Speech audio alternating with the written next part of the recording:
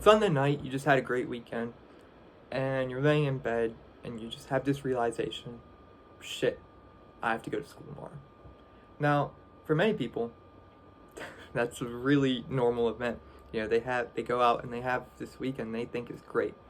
They go see some friends, they go to the mall, maybe they go to the beach, once it gets a little bit warmer, maybe they go snowboarding, and then they go back home, and it's Sunday night. They pack their bag for school, they pick their outfit out, they pack their lunch, and they realize, damn, I actually have to do that all over again, 5 more days, just to have this little break of freedom. And this feeling of emptiness, maybe, or dissatisfaction with my life, or many others' lives, could only be compared to the crushing of a hydraulic press. If you put a water bottle under a hydraulic press, a full water bottle just like this one right here, and it doesn't at first break, right? It doesn't just go and go everywhere. It slowly starts to dent, and it'll slowly start to bend over. And it'll actually go all the way on its side if it's a plastic water bottle before it breaks. It won't just crush from the top down. And I think that's a really, when the water bottle starts to bend, I feel like that's the same way I feel when I'm laying in bed before I go to school. I just feel like I have this existential pressure being crushed down on me that I can't control at all, right? It is nothing I can control, and yet it's still coming, and there's nothing I can do about it. And my will just kind of has to bend, because I can't just stop going to school, because if I stop going to school, then all these things that have been instilled in me since I was a kid just go right out the window. Many times as a kid, we're told that we need to one day get good grades in school, straight A's all through middle school and high school, and then get into a good college. Once you get into a good college and go for 4 years, maybe even 8 to 12 years, then you have to get a good job. Once you get a good job, then you can find a good girl, right? But you can't find a girl, this whole time up until you get a good job, because you can't support it. You can't even support yourself. And really, you should wait 3 years if you really want to have a girl and you want to have kids, because maybe then the student loan debt isn't going to be as bad unless you're rich, But a lot of us don't have that royalty, and it'd be nice, but school is expensive. And all these ideas have been embedded in our memory as long as we can think, yet we haven't had a choice, right? We're told if we don't go to college and get a job, we'll be poor, and being poor is considered being a failure, right? Why waste your youth, doing whatever if you're just going to grow up and be poor? Because the idea of being poor is such a negative connotation. I mean, when you live in a capitalistic society, to have rich, there will be poor. But everybody's told that they are going to be different. And when everybody is told in the same society that they're going to be different, but the only ones with access to being different are the ones with money, how is anybody supposed to truly progress past this clump that everybody's in, Some people find their niche, and they're just maybe they're really talented at playing the guitar, and they become a musician. Maybe they're the best mathematician you've ever met, so they go and become a professor. But what about someone who hasn't found their niche, They've tried a lot of things, and they really don't find anything they enjoy. And the concept of working a job, or even going to school for any more years than they've required to, seems just like a death sentence. Well, you're told those people are going to be the workers at Dollar Tree. And, someone has to bag the fast food when you and your wife pick up the kids from soccer practice or their game, and need to stop on the way home because your wife had a long day of hanging out with her friends and doesn't feel like cooking. And honestly, yeah, I get it. But that person that is bagging your food is no less than you are. They are still a human person. But do they enjoy their job? Probably not. I mean, the idea of bagging food for a living doesn't really seem enjoyable. But at the same time, the idea of arguing for people that you know are criminals and trying to either get them or put them in jail doesn't really seem enjoyable either. Most lawyers only spend 1% of the time in the courtroom. That is 99% of their time they're looking over case files, they're analyzing, they're building this huge case. Just to go and argue and maybe not win.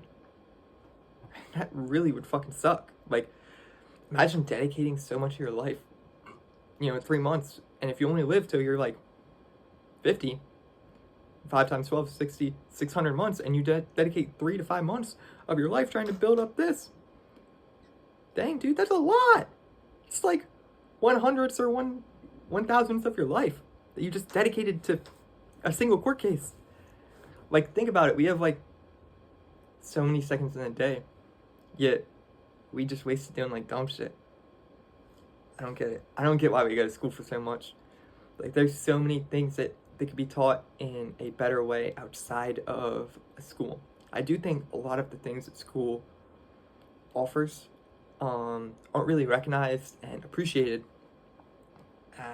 in society. Like, the forced social aspect, not forced, but it's pretty imperative if you want to enjoy your time. A lot of people just come in, put their head down, and get out. And I understand it. But at the same time, if you want to have a good time in these years where you're growing and you're developing, and you want to start to build bonds, you will have to be social in school. I think that forced interaction with society it's integral to development. I wish more things would give us that.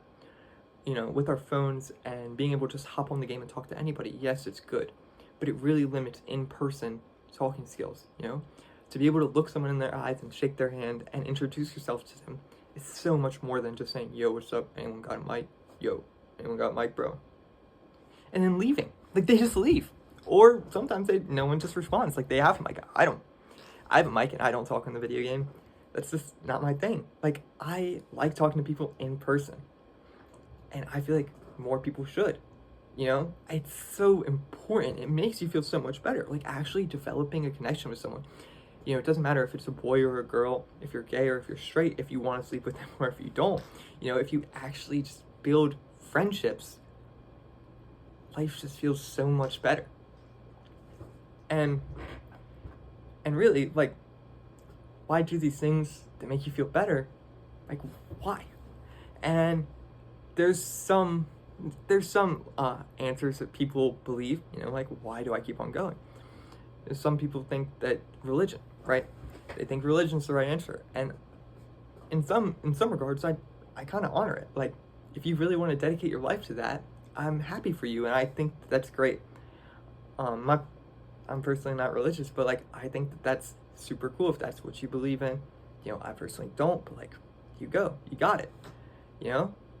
But like, other people kind of don't see a meaning in the world, and I feel the same way. But Albert Camus said, you will never live if you are looking at the meaning of life.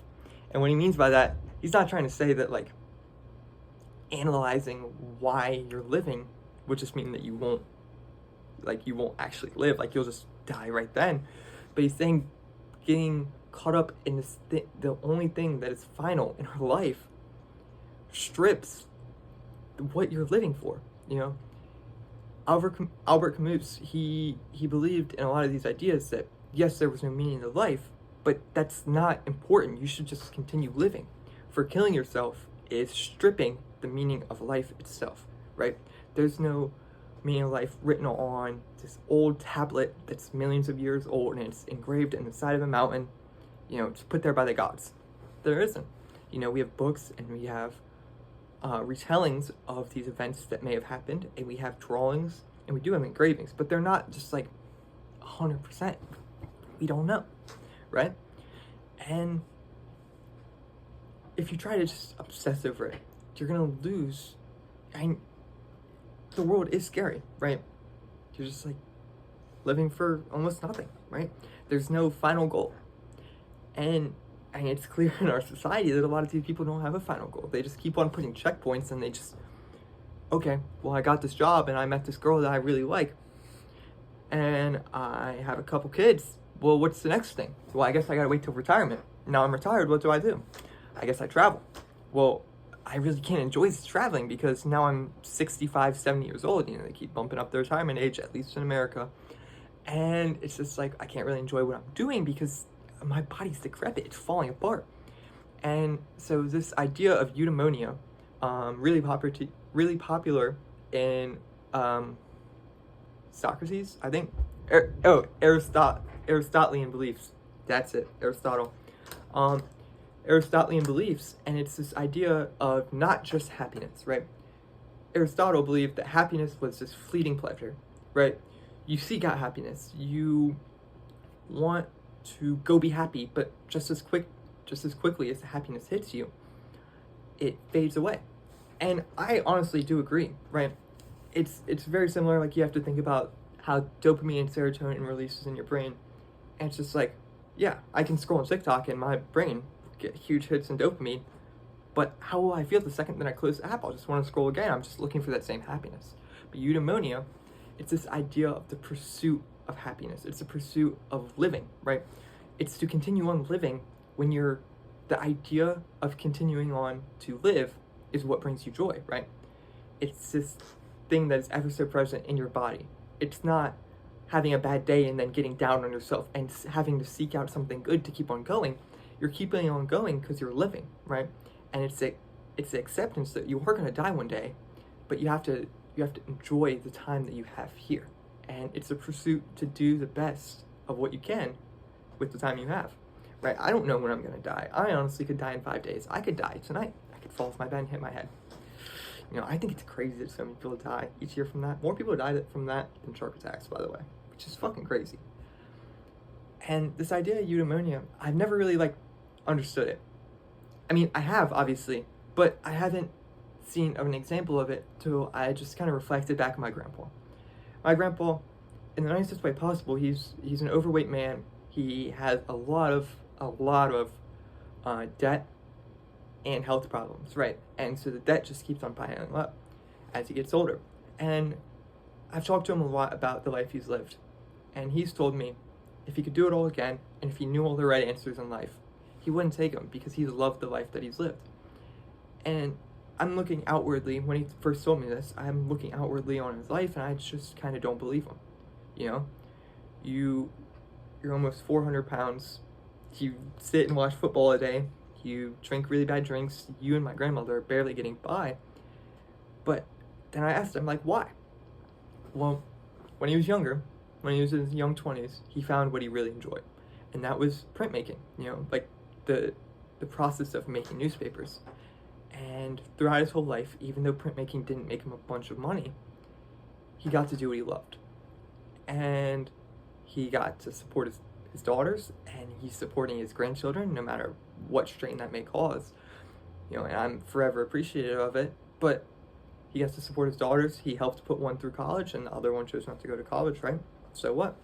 But he provided them both places to live at different points in their time, at different points in their life, and to be able to do that, he said, to be able to provide for the ones that he loved while doing the job that he loved was all he could ever ask for, right? Regardless of how his body held up, regardless of what his mental was like.